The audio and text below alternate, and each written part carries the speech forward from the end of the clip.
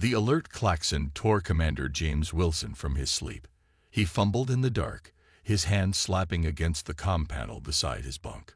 "Wilson here," he grunted, fighting off the fog of interrupted rest.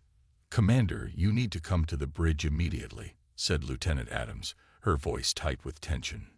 "Something's appeared at the edge of our sensor range." "Something? Be more specific, Lieutenant." A pause. "Sir, it's the Tenacity." James sat bolt upright, suddenly wide awake. The Tenacity had been lost during the early Centauri War, nearly 80 years ago. It was one of the most famous lost ships in Earth Alliance history, its disappearance the subject of countless documentaries and conspiracy theories. "I'll be right there." The corridors of Border Station Frontier were quiet at this late hour, with only the skeleton night crew manning essential systems. James moved quickly, his mind racing. This had to be a mistake. The Tenacity couldn't possibly have returned after 8 decades. When the bridge doors slid open, all eyes turned to him. "Report," he ordered, moving to the central display. Lieutenant Adams gestured to the main view screen. "It appeared 20 minutes ago, sir. Just materialized at the edge of our sensor range. Hull markings confirm it's the Earth Alliance warship Tenacity, registry EAW-2189. On the screen, a dark silhouette drifted against the star field. The vessel's shape was unmistakable, a Valiant-class destroyer, an older model that hadn't been built in 60 years. Its hull was scarred and blackened in places, with strange protrusions and modifications visible even at this distance. "Hail it," James ordered. "We've been trying since it appeared, sir." No response on any channel. James studied the readings. "Life signs." "None we can detect," replied the sensor officer. "But there's some kind of interference making detailed scans difficult. Power signatures are minimal, just enough for basic life support and artificial gravity. No weapon systems or engines appear to be active." James rubbed his chin, considering their options. "Get me Admiral Carter on a secure channel." Minutes later, the weathered face of Admiral Lisa Carter appeared on the comm screen. Despite the early hour, she looked alert. "I've reviewed your initial report, Commander. This is unprecedented." "What are my orders, Admiral?" "Assemble a team and investigate. The Tenacity has been missing for 80 years. We need to know what happened to her, and how she found her way back to Earth space." 6 hours later, James stood in the shuttle bay, surveying his team. He'd selected 5 people: Lieutenant Adams, his tactical officer; Dr. Miller, the station's chief medical officer; Chief Engineer Patel; Security Officer Rodriguez; and Ensign Taylor, a promising young tech specialist. "Let me be clear," James said as they prepared to board the shuttle. "We have no idea what we're walking into. The Tenacity disappeared fighting the Centauri. Whatever we find may give us answers to one of the greatest mysteries in Alliance history. Stay alert, stay together, and maintain constant communication." The short journey to the derelict warship was tense and silent. As their shuttle approached, James got his first close look at the vessel. The hull was not merely damaged, it had been altered. Strange, angular modules had been grafted onto the original structure, and portions of the ship appeared to have been rebuilt using unfamiliar technology. "Those aren't Centauri modifications," Adams said quietly. "I've never seen anything like this." The shuttle docked with a metallic thunk, the airlock cycling to match the Tenacity's atmosphere. Readings showed it was breathable, though cold. "Suits on, but visors up," James ordered. "If atmospheric conditions change, seal immediately." The team stepped through the airlock into darkness. Their helmet lights cut through the gloom, revealing a docking bay much smaller than modern designs. Everything was covered in a fine layer of dust, undisturbed for what might have been decades. "Power's at minimal levels," Patel noted, checking his instruments. "Main systems are offline. We're seeing only emergency lighting and basic life support." James nodded. "Taylor, see if you can access a terminal and download the ship's logs." Patel, Check the engine room. Miller, Adams, you're with me. We'll head to the bridge. Rodriguez, secure our exit. The corridors of the Tenacity were a maze of shadows. Many sections were blocked by sealed bulkheads or strange crystalline growths that seemed to have formed within the ship itself. The modifications were more obvious inside. Entire sections had been rebuilt using technology James didn't recognize. This architecture isn't human, Dr. Miller whispered, running her scanner over a wall of dark, reflective material. The molecular structure is unlike anything in our database. As they approached the bridge, the temperature dropped noticeably. Their breath formed clouds in the frigid air. "Commander," Adams called, her light fixed on the deck. Footprints. A single set of boot prints was visible in the dust, leading away from the bridge. "Recent?" James asked. Adams knelt to examine them. "No, these are old, but preserved because nothing's disturbed them. Someone walked this way a long time ago." The bridge, when they finally reached it, was a study in contrasts. Half of it remained recognizably human. Stations for navigation, weapons, and communications laid out in the standard Earth Alliance configuration of 80 years ago. The other half had been transformed, the familiar consoles replaced by organic-looking interfaces that pulsed with faint internal light. "Look for the captain's log. Anything that might tell us what happened," James ordered, moving to what had once been the command chair. The screens were dark, but Taylor managed to reroute power. Ancient systems hummed to life, displays flickering with data in both English and an alien script none of them recognized. "I've got something," Taylor said. "Last log entry, dated. This can't be right." "What is it?" James asked. "According to this, the last log entry was made just 2 months ago, sir." Before James could respond, his comm crackled. "Commander," came Patel's voice, tight with tension. "You need to come to Deck 3, Section 12. I found something." The team regrouped and made their way deeper into the ship. Patel was waiting outside a sealed door marked cryogenics. "It's active," he said simply. "One pod is still functioning." James ordered the door opened. Inside, a single cryogenic stasis pod hummed quietly among rows of empty, damaged units.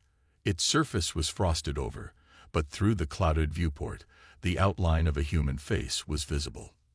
Dr. Miller rushed forward, checking the pod's systems. "The occupant is alive," she said, amazement in her voice. "Male, stable vital signs. According to the pod's data, he's been in stasis for 78 years, with multiple revival and re-entry cycles." James stepped closer, wiping frost from the viewport with his gloved hand. The face of a man in his 40s became visible, his expression peaceful in suspended animation. On his collar were the insignia of a captain in the Earth Alliance Navy. "My God," James whispered. "It's him. It's Captain Marcus Reed, the legendary commander of the Tenacity, the man whose final transmission had become famous throughout the Alliance. We stand our ground. Whatever comes through that breach, we'll show them humanity doesn't surrender." After 80 years lost in the void of space, Captain Reed had somehow brought his ship home. "Prepare for revival," James ordered. It's time we heard his story. The medical bay of Border Station Frontier was silent except for the steady beep of monitoring equipment. Captain Marcus Reed lay motionless on the bed, his chest rising and falling with shallow breaths. Dr. Miller checked his vitals for the 10th time since they had brought him aboard. "How long until he wakes up?" Commander James Wilson asked, standing at the foot of the bed. "Hard to say," Miller replied.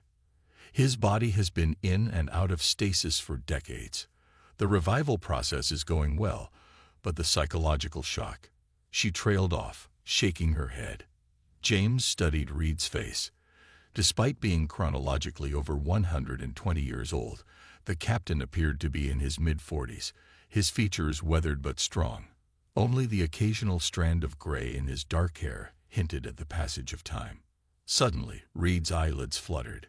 His heart rate spiked on the monitor. "He's coming around," Miller said, moving quickly to his side. Reed's eyes shot open, wild, unfocused, filled with terror. His hand lashed out, grabbing Miller's wrist with surprising strength. "Where am I?" he demanded, his voice hoarse from disuse. "What have you done with my crew?" "Captain Reed, you're safe," James said firmly. "You're on Border Station Frontier, Earth Alliance territory." Reed's eyes darted around the room, taking in the medical equipment, the uniforms, searching for something familiar. Slowly, his grip on Miller relaxed. "Earth Alliance?" he whispered, confusion clouding his features. "How?" "Your ship, the Tenacity, appeared at the edge of our sensor range yesterday," James explained. "We found you in stasis. You've been missing for 80 years, Captain." Reed's face went slack with shock. 80 years? He struggled to sit up. "No, that can't be right. I've only been traveling for—" He stopped, his brow furrowed as he tried to piece together fragmented memories. "What's the last thing you remember?" Miller asked gently. Reed closed his eyes, his hands clenching into fists. "The battle. We were engaging a Centauri battle cruiser near the Arcturus jump point. We took heavy damage, but we were holding our own." His voice grew stronger as the memories returned. Then something else appeared. Not Centauri. Something massive. It disabled both ships with some kind of energy pulse. James pulled up a chair and sat down. "Take your time, Captain." Reed nodded, gathering his thoughts. "After that, my memories come in fragments. Darkness, cold, pain." He opened his eyes, and James saw raw anguish there. "They took us, my entire crew, 217 men and women." "Who took you?" "They never told us their name. They didn't communicate with words. But I heard it, in my mind, when they—" Reed swallowed hard. "When they were inside my thoughts. They call themselves the Void." A chill ran down James's spine. What did they want? To understand us. To study us. Reed's voice became flat, emotionless, as if distancing himself from the horror of his words. "They did experiments. Took people apart. Put them back together. They wanted to know how we worked, physically and mentally. They were especially interested in our capacity for pain, for hope, for fear." Miller touched Reed's arm gently. "Captain, you don't have to." "Yes, I do," Reed interrupted. "You need to understand what's coming." He turned back to James. "At first, I thought they were just curious. Cruel, but curious. Then I realized the truth. They were afraid of us." "Afraid? Of humans?" James asked, skeptical. Reed nodded. "Not of what we are, but of what we might become. They've been watching us for centuries, monitoring our development. Something about us terrifies them." He tried to stand but stumbled, his legs weak after decades in stasis. James helped him back onto the bed. "How did you escape?" James asked. A dark smile crossed Reed's face. "They underestimated human stubbornness. Over the years, they became careless. They thought I was broken, compliant. But I was watching, learning. They had integrated parts of our ship into their vessel for study. During a power fluctuation, I managed to reach the stasis chamber where they kept some of us preserved between experiments." Reed's hands trembled slightly. "I couldn't save the others. God help me, I tried. But I could pilot what remained of the Tenacity. I stole it back from them and ran." "And you've been running for decades?" Miller asked. Reed nodded slowly, in and out of stasis to conserve resources, stopping only to make repairs when necessary. I crossed vast stretches of uncharted space. Sometimes they were right behind me. Sometimes I lost them for years at a time. But they never stopped hunting." "Why come back to Earth space?" James asked. "You led them right to us." Reed's eyes flashed with anger. "You think I don't know that? I tried to find another way, but they're coming regardless. They've always been coming. I brought back the only advantage we have, knowledge of what we're facing." He grabbed James's arm. You need to warn Earth. The Tenacity contains data I've collected, modifications I've made using their technology. It might give us a fighting chance." Admiral Carter entered the medical bay, having listened silently from the doorway for several minutes. "Captain Reed," she said, stepping forward, "I've reviewed the preliminary findings from your ship. Some of the technology aboard is beyond our current understanding." Reed looked up at her. "Admiral, we don't have time for careful study. The Void follow patterns. They're methodical, patient, but once they commit to action, they move quickly. If the Tenacity has returned to Earth space, they won't be far behind." Carter's expression remained neutral. "With all due respect, Captain, we only have your word for all of this. The Earth Alliance has protocols for first contact situations. If these Void are as advanced as you claim, perhaps diplomatic." "Diplomatic?" Reed laughed, a harsh, broken sound. "They don't want diplomacy. They want to ensure we never become a threat. They showed me visions of what they plan to do. Not extermination, that would be merciful. They want to keep some of us alive for study. The rest will be altered, changed to remove whatever they fear in us." He swung his legs over the side of the bed, forcing himself to stand despite Miller's protests. "You don't believe me. I understand. I wouldn't believe me either. But you've seen my ship.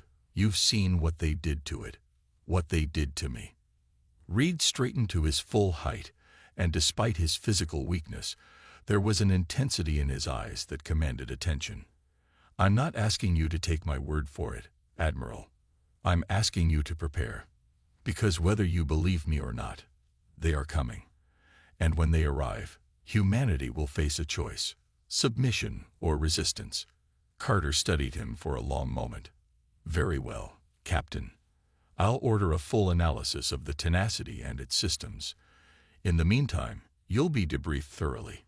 After Carter left, Reed sank back onto the bed, exhaustion etched in every line of his face. "They won't be ready," he murmured, more to himself than to James. "No one can be ready for the Void." James watched the legendary captain, a man out of time, carrying the weight of a nightmare only he had witnessed. "Get some rest, Captain," he said. "Tomorrow we'll begin preparing for what's coming." Reed closed his eyes. "Tomorrow," he whispered. "After 80 years of running, I finally ran out of tomorrows." 3 days after Captain Reed's return, the command center of Border Station Frontier buzzed with activity. Engineers, scientists, and military personnel moved between workstations with urgent purpose. At the center of it all stood Commander James Wilson, studying the holographic display of the Tenacity. "This technology is unlike anything we've ever seen," Chief Engineer Patel said, highlighting sections of the ship. "The hull has been reinforced with some kind of living metal that can repair itself. The propulsion system combines our original engines with something that bends space in ways our physics can barely explain." James nodded, taking it all in. "And the weapons, if you can call them that," Patel replied. "They're not traditional weapons as we understand them. They seem designed to disable rather than destroy. To capture." A chill ran down James's spine as he remembered Reed's account of his crew's fate. Before he could respond, the doors slid open, and Admiral Carter entered with a group of officials in both military and civilian dress. "Commander Wilson," Carter said formally, "this is the first contact assessment team from Earth Command. They'll be taking over the investigation of the Tenacity and the debriefing of Captain Reed." James recognized the insignia of Earth intelligence on several of the newcomers. "With respect, Admiral, we're already making progress. My team has been working around the clock." "And we appreciate your efforts," interrupted a tall woman in civilian clothes. "I'm Director Keller, Earth Alliance Diplomatic Corps. We need to approach this situation with caution and clarity." James bristled at her tone, but maintained his composure. "Director, have you spoken with Captain Reed yet?" "We have," Keller replied. "While his account is concerning, we must consider the psychological effects of his trauma. 80 years is a long time for memory and perception to remain reliable. You think he's lying? James asked incredulously. Not lying, Keller said, but perhaps not entirely accurate in his assessment of these void creatures and their intentions. In the adjoining room, visible through a glass partition, Captain Reed sat at a table surrounded by intelligence officers. Despite having regained some physical strength, he looked exhausted, his patience clearly wearing thin as he answered the same questions repeatedly. James turned back to Keller. The evidence is in front of you. The tenacity itself proves something encountered us out there, something with technology far beyond our own. Which is precisely why we need to approach this carefully, Keller replied. If these beings are as advanced as the ship suggests, we should be looking for peaceful contact, not preparing for war based on one man's account. Admiral Carter stepped between them. We're pursuing all options, Commander. Defense preparations are already underway, but diplomacy remains our first choice. James wanted to argue further, but was interrupted by a young officer rushing into the room. Admiral, we're detecting spatial anomalies at the edge of the Arcturus sector. Multiple signatures, matching the unusual energy pattern of the Tenacity's arrival. The room fell silent. Carter moved quickly to the main display. Show me. The screen shifted to show the vast emptiness of space near the Arcturus jump point, the same location where the Tenacity had disappeared 80 years ago. At first, nothing seemed unusual, but then James noticed it, subtle distortions, like ripples in still water, spreading across the starfield. How many? Carter asked. We're counting 7 distinct anomalies, Admiral, all identical to the one that preceded the Tenacity's appearance. Through the glass, James saw Reed stand abruptly, pushing away from his interrogators. He'd heard the commotion and was now staring at the display, his face drained of color. Let him in, James said quietly to Carter. After a moment's hesitation, she nodded, and a guard opened the door. Reed walked straight to the display, his eyes never leaving the spatial distortions. It's them, he said simply. This is how they travel. They don't use jump gates like we do. They tear holes in space itself. How long do we have? Carter asked. Reed studied the patterns. Days, maybe less. These are scout ships, the Vanguard. They'll map the system, assess our defenses, report back, and then. Keller asked, her diplomatic confidence noticeably shaken. And then the harvester ships will come. Reed's voice was flat, emotionless. You still don't believe me, do you? Despite everything. Before anyone could answer, Lieutenant Adams called out from her station. Commander, something's happening to the Tenacity. All eyes turned to the external cameras showing the derelict warship. It had been moved to a secure dock for study, but now its strange modifications were pulsing with an eerie blue light. Power readings were spiking throughout the ship. It's responding to them, Reed said urgently. There must be some kind of quantum entanglement between their technology and what they installed on my ship. You need to disconnect all systems immediately. James didn't wait for orders. Full quarantine protocols. Cut all connections to the Tenacity, physical and wireless. Engineers scrambled to comply, but they were too slow. The station's lights flickered as something invaded their systems. Displays glitched, showing fragments of alien symbols before returning to normal. What just happened? Carter demanded. They know we're here, Reed said grimly. They just scanned us through their tech on my ship. The implications hung heavy in the air. Earth's first official contact with the void had begun, not with diplomacy, but with infiltration.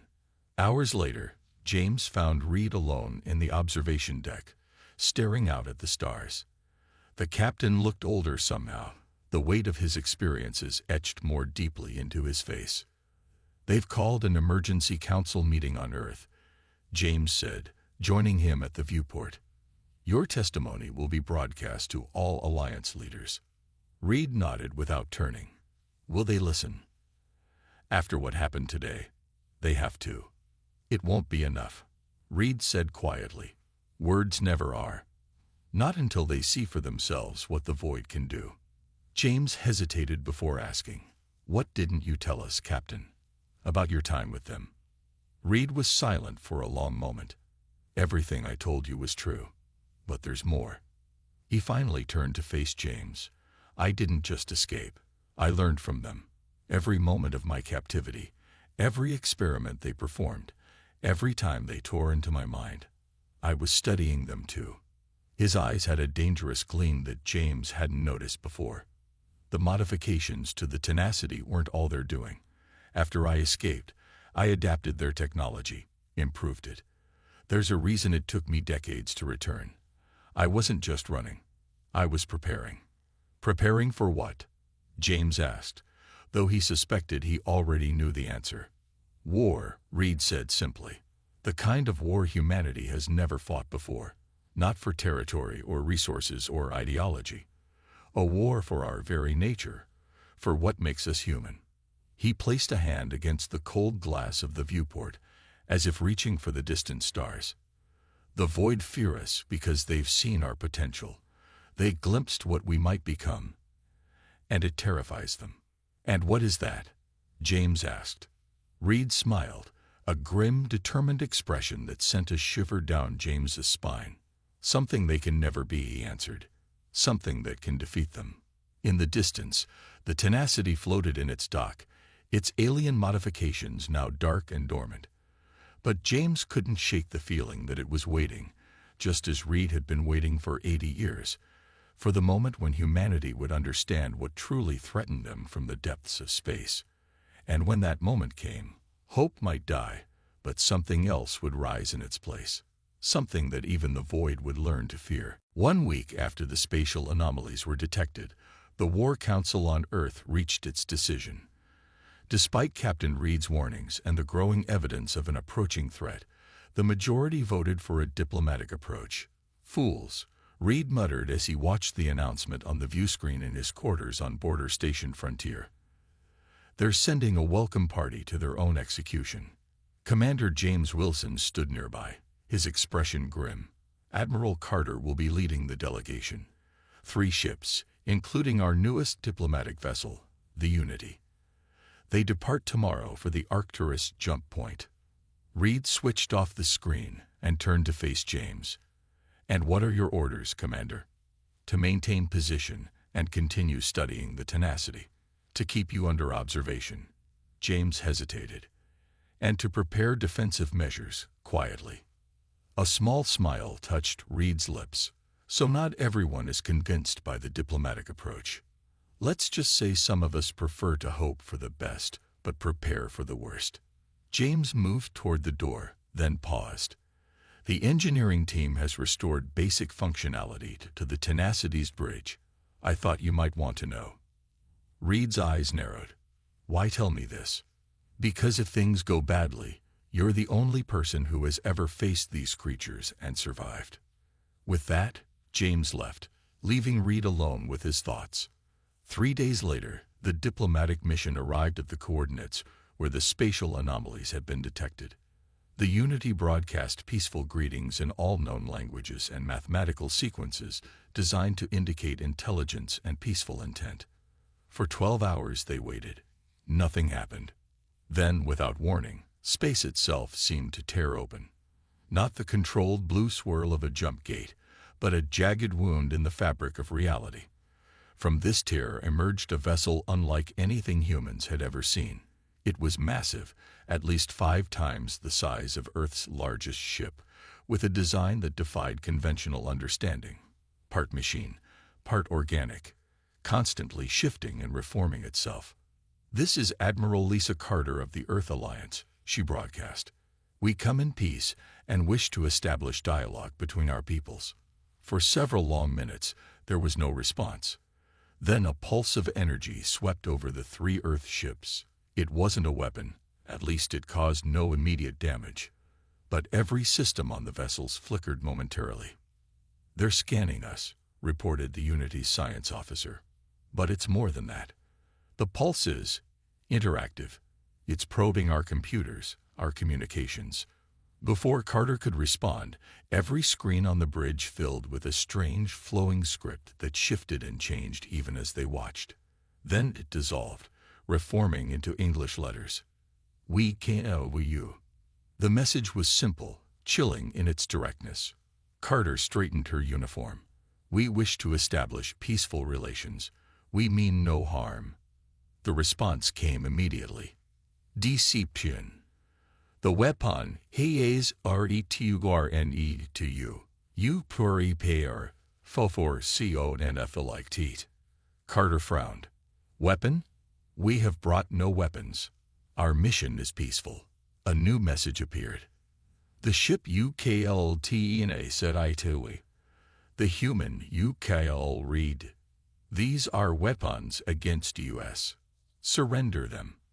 Understanding dawned on Carter's face. Captain Reed is a citizen of Earth. We do not surrender our people, but we wish to understand your concerns and address them through dialogue. For a long moment, there was no response. Then, without warning, more spatial tiers appeared around them. 3 more alien vessels emerged, surrounding the Earth ships.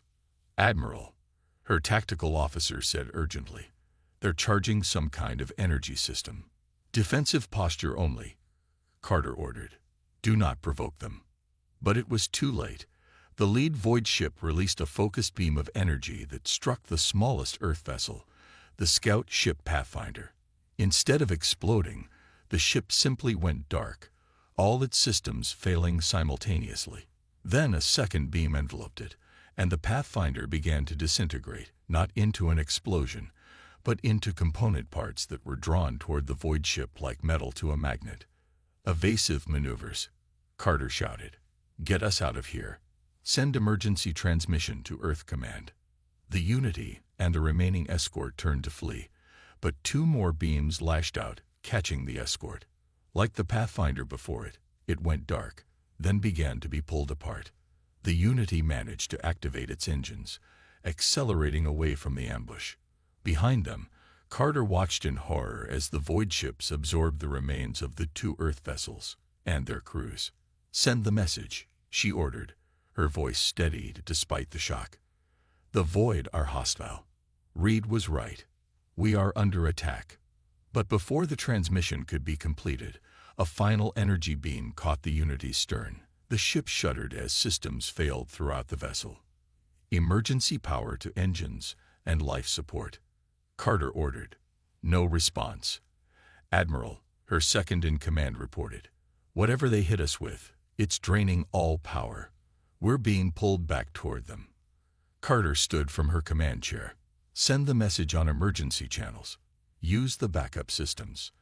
As her crew fought to comply, Carter stared at the view screen where the void ships waited, ready to consume the Unity as they had the others. Reed was right, she whispered. Back at Border Station Frontier, klaxons blared as emergency transmissions flooded in from across the outer colonies. The Void had launched simultaneous attacks on multiple targets, not just the diplomatic mission. James raced onto the bridge, where chaos reigned. Report. Multiple colonies under attack, sir, Lieutenant Adams responded. New Austin, Proxima Colony, Galileo Station, all reporting the same thing. Ships appearing through spatial tiers, using some kind of energy weapon that shuts down our technology, then harvesting the disabled vessels and structures. Casualties. Adams looked up, her face pale. Unknown, sir, but the reports suggest the Void are taking people, not just destroying installations. Taking them for experiments, James thought, remembering Reed's account. Any word from the diplomatic mission? One partial transmission from the Unity. They were ambushed. Admiral Carter's final message confirmed Captain Reed's warnings before they were cut off. James made his decision. Where is Captain Reed now? Engineering section, sir. He's been examining the Tenacity since we restored power to its systems. Get him to the command center immediately. James turned to his tactical officer. What's the status of our defenses? We've activated all defensive systems, but based on the reports coming in, our conventional weapons have minimal effect on the void ships. Their technology simply absorbs or redirects our energy weapons, and physical projectiles don't penetrate their hulls. The doors slid open, and Reed entered. He took one look at the chaos on the bridge and understood immediately. "They've come," he said, not a question but a statement. James nodded grimly. "Multiple attacks, simultaneous. Our weapons are ineffective." Reed moved to the main display, studying the incoming reports. They're following their standard pattern. Disable, capture, harvest. They'll take what they want and destroy the rest. "What do we do?" James asked. "Earth Command is mobilizing the fleet, but if our weapons can't harm them—" "There is one thing," Reed interrupted. "The modifications I made to the Tenacity. I've spent decades adapting their own technology against them. I found a weakness, a frequency that disrupts their energy fields, prevents them from absorbing our attacks. Can we adapt our weapons to this frequency?" Reed shook his head. "Not quickly enough. But the Tenacity is already equipped. I made sure of it." James stared at him. "The Tenacity is barely functional. Half its systems are still offline, and we don't have a crew trained to operate the alien modifications." "I can pilot it," Reed said firmly. "I've done it alone for decades, and I'll need only a small crew, volunteers who understand the risk." James considered for only a moment before nodding. "I'll authorize it, but Earth Command will need to approve." An incoming transmission cut him off. On the main screen appeared the stern face of Fleet Admiral Jackson, the highest-ranking military officer in the Earth Alliance. "Commander Wilson, our defensive line is failing. The void ships are penetrating deeper into our territory with each hour.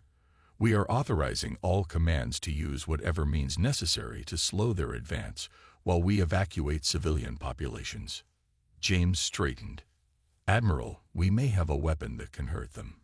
Captain Reed believes the Tenacity can penetrate their defenses." Jackson's eyes widened slightly at the mention of Reed. "The Tenacity is 80 years old, Commander." "With all due respect, sir, it's also 80 years more advanced than anything we have. Thanks to Captain Reed's modifications, he's requesting permission to take it into battle." After a brief hesitation, Jackson nodded. "Permission granted. At this point, Commander, we have nothing to lose." As the transmission ended, James turned to Reed. "How quickly can the Tenacity be ready?" A grim smile spread across Reed's face. "It's been ready for 80 years, Commander. I just needed someone to believe me." The Tenacity hummed with power as Captain Marcus Reed sat in the command chair for the first time in 8 decades. Around him, a skeleton crew of volunteers worked at stations that were a strange hybrid of human and alien technology. Commander James Wilson stood beside him, having insisted on joining the mission despite Reed's objections.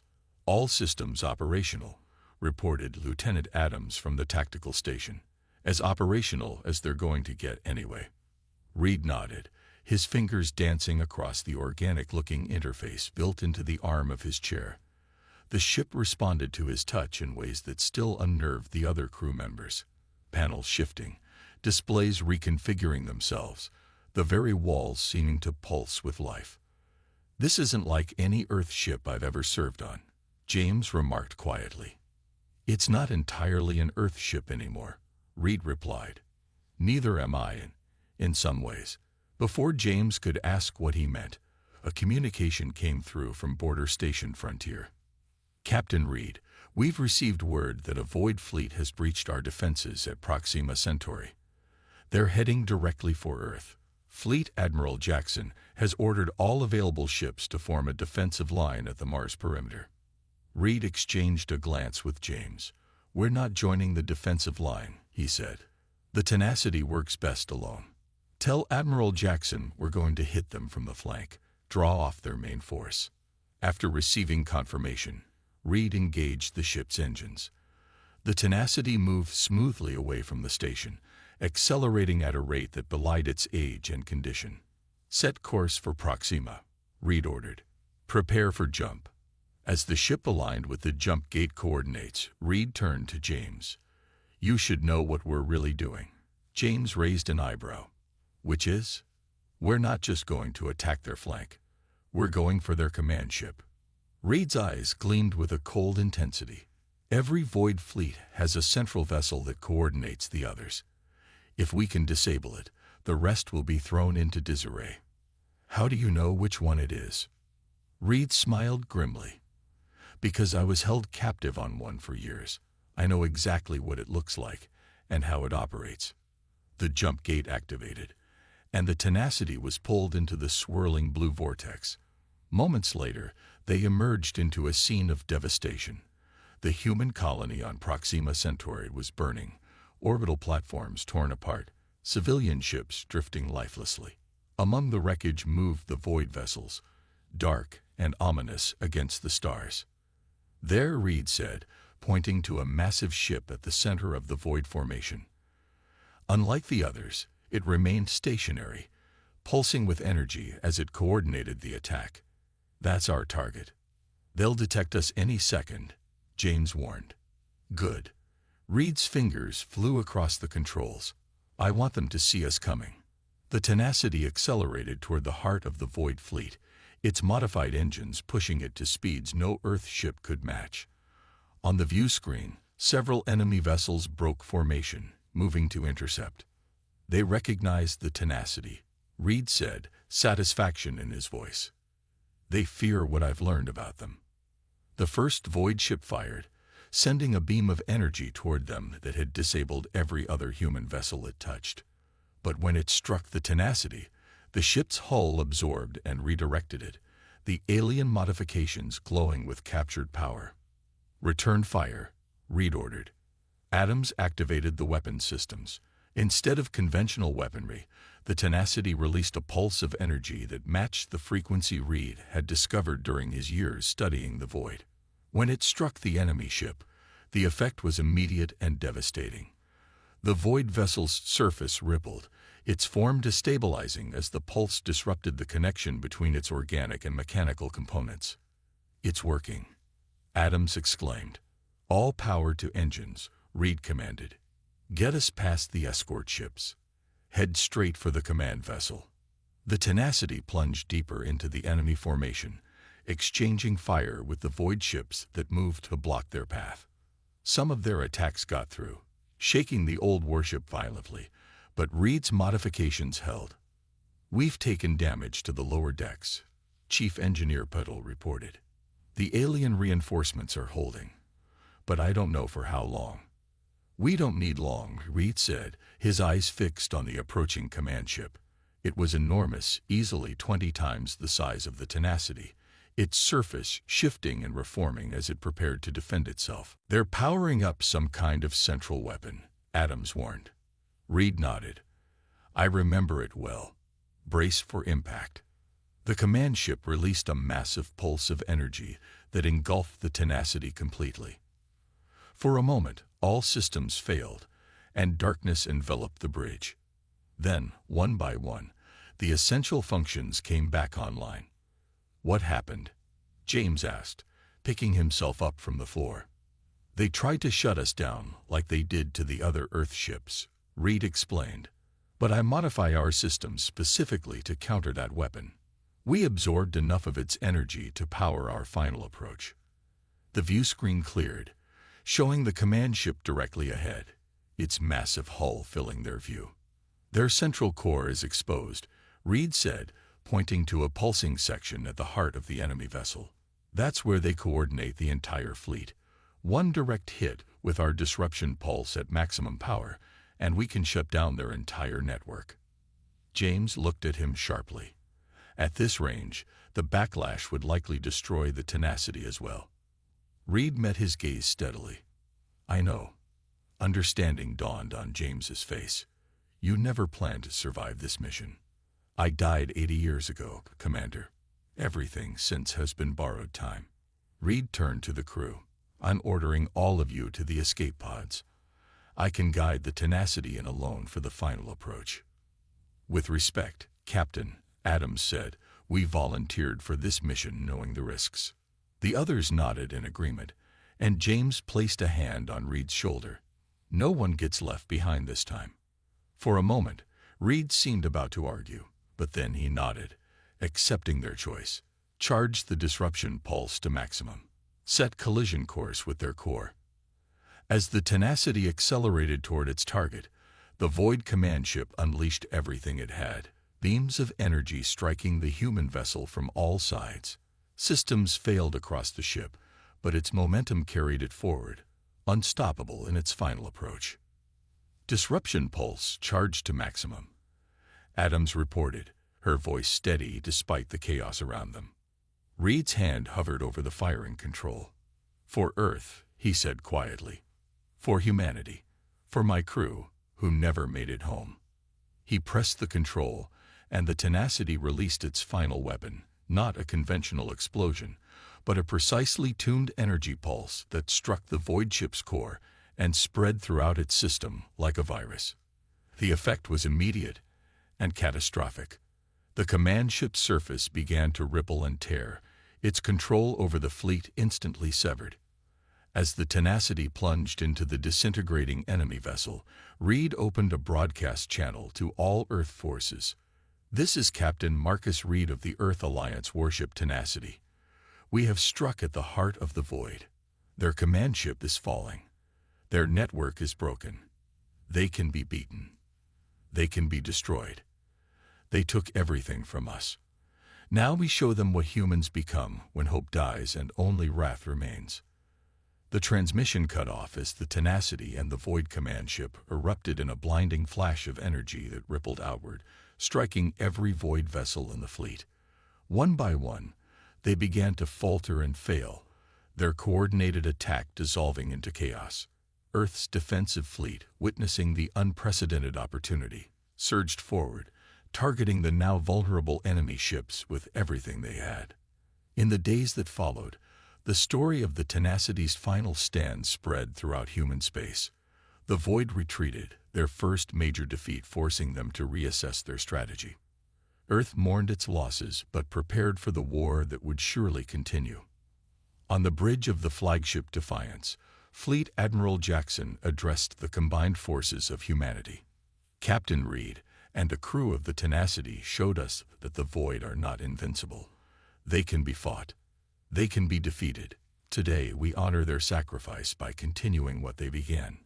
On screens throughout the ship, tactical displays showed hundreds of Earth vessels being retrofitted with technology adapted from Reed's modifications to the Tenacity. Scientists and engineers worked tirelessly to understand and reproduce the frequency disruption that had proven so effective. The war has only begun, Jackson continued. But thanks to one ship, one captain who refused to surrender even after 80 years of torment, we now have hope. He paused, looking at the assembled officers. No, we have more than hope. We have the knowledge that what the Void feared most about humanity was true. We do not break. We adapt. We overcome. And when pushed to our limits, we rise again, stronger than before. The fleet moved out, carrying with them the legacy of the Tenacity and its captain. A ghost ship returned from the darkness, bringing with it the one thing the Void had never anticipated: the terrible wrath of a species that refused to be extinguished.